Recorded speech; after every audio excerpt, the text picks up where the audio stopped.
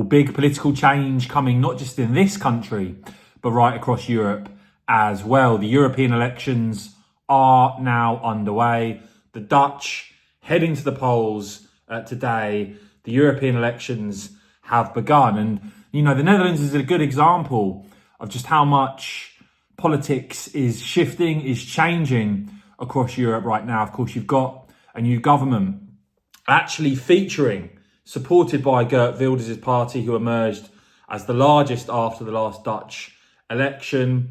And he's put out another warning that the people are in charge and that they want change, that parties like ours are rising or winning across Europe, in France, Austria, Belgium. Now, the likes of President Macron in France, the German Chancellor Olaf Scholz, already warning Ursula von der Leyen that she must enforce a cordon sanitaire, locking what they describe as anti-Europeans out of power in Brussels. But when you just look at the opinion of voters in a country like the Netherlands now, it really does tell you quite a bit. It finds only 12% of those in the Netherlands now believe the EU works in their interests. 62% believe the EU is concerned with serving multinational companies. 49% say Brussels more on the side of migrants than Dutch voters. And fewer than 5% convinced that the EU's binding common asylum and migration policy is working. 68% believing it is a failure. You know, and when it comes to this strain of Eurosceptic thinking, it's far from the Dutch with this outlook now. When you look to these European elections, whether it's Germany, whether it's France, whether it's Spain, you're seeing parties on the right absolutely dominating by and large. In Germany, you've got the CDU, CSU Conservatives in the lead in a big way on 29%.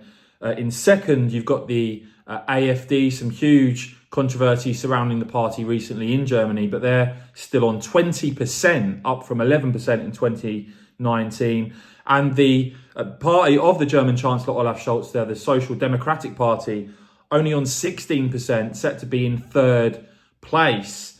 Meanwhile, in France, you know, Marine Le Pen, her party is way out in front. They're on 32%, backed by a third of French voters compared to 17% only backing Macron's party. And the socialists, who have seen some increase in support, hoping to push Macron actually into third, his party.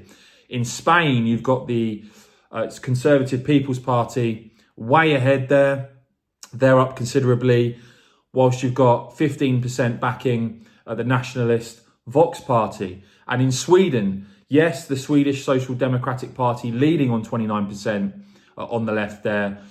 But in terms of the biggest right-wing party, you've got the Sweden Democrats on 23%, a party that's talked about leaving the EU, a party that is demanding the EU, mentions to it, should be removed from the Swedish constitution. So I think that shows you the pattern of Eurosceptic parties on the right, increasing support right across Europe ahead of these European elections. Of course, we've got to see if these polls play out in the election results. I will, of course, keep bringing you all the latest on that and much more. So please do whack this video a quick thumbs up. And of course, as ever, cheers for watching.